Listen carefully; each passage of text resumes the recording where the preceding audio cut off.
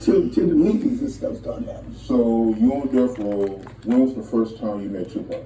I first had an interaction with him when he first walked through the door coming past security. He went out to go get the kids from the van. I thought these were like terminally ill kids or something, and he picked up one girl with her wheelchair and did pop willies with her and said she gonna be with me. No, man. I'm gonna tell you exactly how this went. First encounter with him, but to actually talk to him. So I'm sitting there, right? He did the same thing that Suge did. He came by what they call the whack room, and I'm in there making a beat. He pushed the door open and walked in there, listened to the beat for one minute. He said, "Whose is that?" And I said, "Man, I'm just fooling around. I'm just coming up." He said, "I want that. Go take it in the room." The room meant like one of the bigger rooms. We had Studio A and Studio B. So go take it in the room. I want that. He took something. I made 50 phone calls after that, telling every man, "Pop, return a beat from me," So then that just became regular. It was just like 2-3 times a week, he'd pop his head in. "What you got?" You press play. "I want that one. I want this one." Because there's a few more that hasn't come out yet, that he took those too, so just like everything he heard, he would want, he had an idea for it, so that's how I made it. So prior to Tupac officially joining Death Row, did you know he was gonna sign with Death Row? Did you hear rumblings around Death Row that Tupac was gonna sign? I didn't. I wasn't in that inner circle. I didn't have anything. Maybe there were people there who would have known there was an inner. I didn't know. I was just trying to fit in at that time. Snoop was the big man, and Dog Pound and Quick was there, and so I was just trying to fit in and trying to find my own lane at that time. I didn't know what act. So then I didn't even know about 6 Feet Deep. A few things started happening then.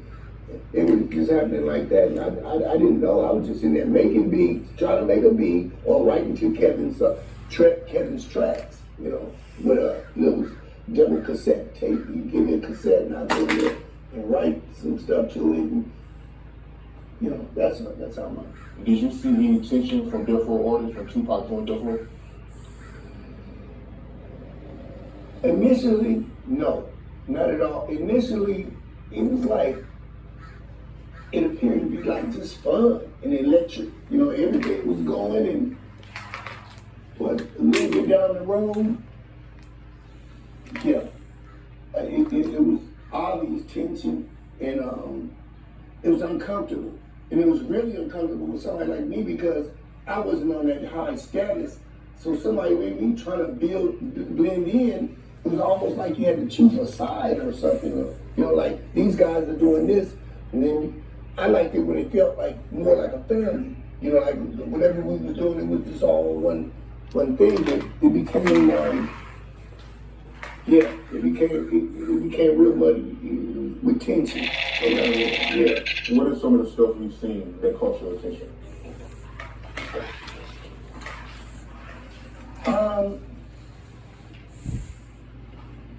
I don't know if I could say a specific thing. It's like, I'm sure you've known where you walked in a room, and whether it's a good thing or a bad thing, and this ain't something super good, that, hey, there's something going on here. Like, hey, what's happening? What's everybody?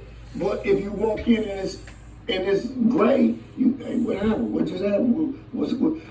The feeling around the building was just, it was different, man. It was different. So I can't say one specific act. There wasn't people walking down the hall cussing each other out or giving each other the finger, but it wasn't the same either. And like I said, I can't put my finger on an incident where, like Daz or one of them or one of the outlaws about to, but it was people had chosen, their sides and were sticking to it. That's what How do you feel about Snoop claiming he's the reason why Tupac joined Death Row? I've thought about that. I've watched a few of his interviews where he said, "Hey man, I went to Suge and told him to bring Cuz over here." I believe he did, but I also believe, I gotta say, I think he brought him over there to be his Robin. I didn't think he was gonna come there. I didn't think he thought he was gonna come there and become Batman. I believe he became the number one, and Snoop thought that he would be his good sidekick, like his number two guy. Like this would be a good 1-2 punch. But in no time, Pop got there and became number one. That's what he wasn't second to nobody. This period, he took over fast.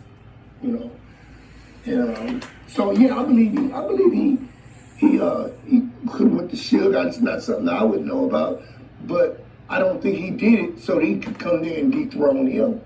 I don't believe that. I believe he got him because he thought that would be a good additive to the unit, but he would still be number one because he was number one around the world. He was definitely number one in Death Row. So I don't think he did it so that he could sit in the second seat. Pop just blew up like major. Yeah. And I do recall there was a time when I was going down the hallway, Suge and Pop were talking in the hallway. They would just look like finalizing a conversation. And I don't know what was said before, but I do know that Suge said, "But man, be respectful. This is the house that Snoop built." And so whatever the dialogue was before that, I don't know. I wasn't privy to that. But I remember him saying, "Yeah, but be respectful, man. This is the house that Snoop built." So it was a different vibe, man. He took over rapidly. He became number one rapid, fast. That was for the interviewers, for sports people who came through, movie people who came through. They all wanted to go see Pop. They wanted to go whatever session he was in, whatever studio he was in. And sometimes it was almost like Snoop wasn't there. He went from the biggest thing in the world to now everybody's talking to Pop. All I can render is my opinion. And I really believe at that point, Snoop was at the top of the mountain. There was nobody cooler. There was nobody. And Snoop was number one, like not just at Death Row, but around the world. And I don't believe that he had got to a point where he wanted to surrender one. He wanted to give that role up.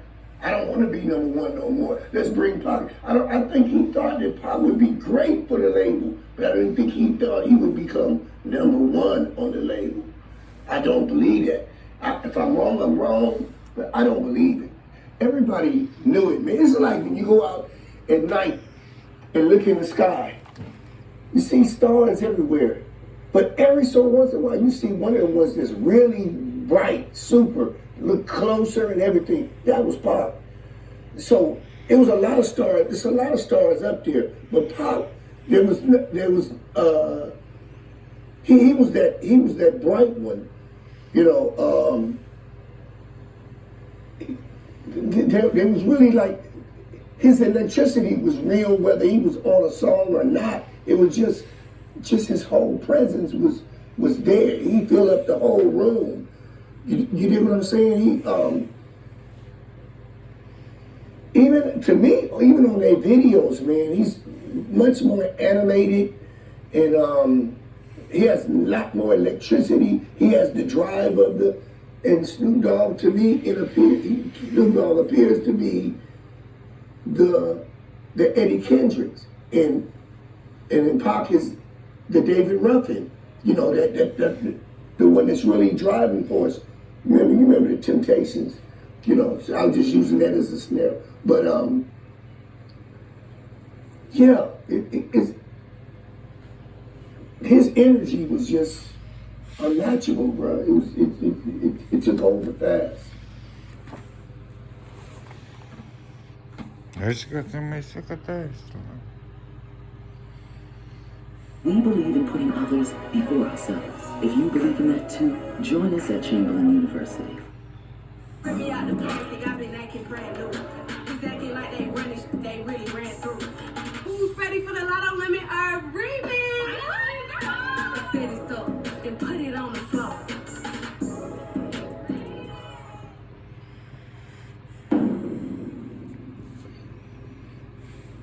You was at the 1995 Source Awards, right? Yeah. Give me the backstory and the play-by-play of everything that went down at the Source Awards prior to that, and just everything that went down that whole entire day. Okay. I do remember, man, my naiveness because I was there, and I do remember that Biggie came in and sat down, and I was gonna get up and go tell Biggie I like your work, and that would have been a big, big mistake, man. That's just how much I didn't know about this rivalry thing going. I was there for music. I wasn't really there for all of the, but I remember him sitting down and I was gonna get up and go say, man, I like your work. Now, two things could have happened. I had a suit on, I had a hat made that said Death Row. Now, going over to him, maybe one of his guys would have stopped me. Hey, what's up? You know, going up to Biggie. But if he didn't, going back, they would have asked me if Death Row sitting over there with Sugar, what you say to Biggie? And if I'd have told him, well, I just told him I really appreciate his work. I really like his work. I think Death Row would have got with me. I probably wouldn't have made it back. You know, so I didn't realize just how real it really was with this. And then Sugar did the thing when he took the stage. And man, the thunder that was in there when he said that if you want a CEO and you don't want him dancing all in the videos and jumping around like that, when he said that, bruh, I thought the whole Madison Square Garden was gonna get us, bruh. I thought the whole Madison Square Garden could do it. It was loud in there. And so when you watch it on TV, you can't appreciate just how thunderous it became when that happened. And I remember going back to, we were getting everybody back to the van, to the limos. I remember Shug telling us a couple of times while we were there, everybody, don't care what your role was, everybody a bodyguard. You know, in other words, people like Snoop and people who had names, we were there to make sure they made it to the car and they were safe. I don't care what your role was supposed to be. You okay, producer? Okay, you right now you're a bodyguard. You know, okay. So I remember Heavy D, Wu-Tang and them, they were helping us get, like walking us out, they were escorting, they were walking with us when we went to our cars. And it was really, that you talking about tension, and that was tension. That was tension. We sitting inside in that Madison Square Garden, and he said that up there on the stage, man, that place is, sorry, they're gonna tear that place up, man. Yeah, man, and you seen Mary J. Blige while y'all was in New York for the 95 Source Awards, right? Yeah, I saw her at the Ritz Hotel in the lobby with some other young ladies. So it was brief, it was brief. I was at Shug's, where Shug's room was. Shug and Danny Boy had a room there. And I was there, probably went to go hang out with Danny Boy. And then Mary J showed up with some other young ladies in the lobby. That's all. Right, and Mary J. Blige, she used to hang out around Can-Am Studios, right? It was like an extended part of the family because Mary J. and Jodeci, they would both be there. They would Jodeci was around there often. Mary J. came periodically. She'd come there. It was beyond me knowing what the whole thing was. But yeah, she was there. She was there. You had any interaction with her? Okay, I walked in the studio. One day, I walked in the Studio A, and she was in there with Danny Boy, and they were writing a song, and they seemed to be stumped on a line. And I came out. I remember Shib telling me this. He told me and Tyrone this. Tyrone is hurt him bad. Okay? He told us this. He said, it's shameful. If the only thing you could say is, I was in the room when somebody was writing a hit, but you didn't suggest nothing. He said a foot stamp or a foot stomp or a hand clap, a and, a the, a but. You can't, you don't suggest nothing. He said, well, they in there making millions. And the only thing you could say, I was right there when they did it, but you didn't even try to get nothing in. And I really believe that, you know. So when I went in there with Mary J. and Danny Boy, I was doing just that. I heard they were stumped on the line. I gave a line. Mary seemed to approve of it. Danny Boy, he was in one of his moves, and he said, we already thought of that. And I could tell he wasn't really messing with me at that moment. You know, because he sometimes on and off with that kind of, you know, he's a young guy, you know. Yeah, I said, I gave him a line. I suggested a line. I said he really wasn't going to welcome me into the writing session. This was him and her. Did you see Faith Evans around K&N Studios? I saw Faith Evans one night. Man, this is strange because the night Faith was there, from the time I come in, you know, we have a little security part when you come into K&L.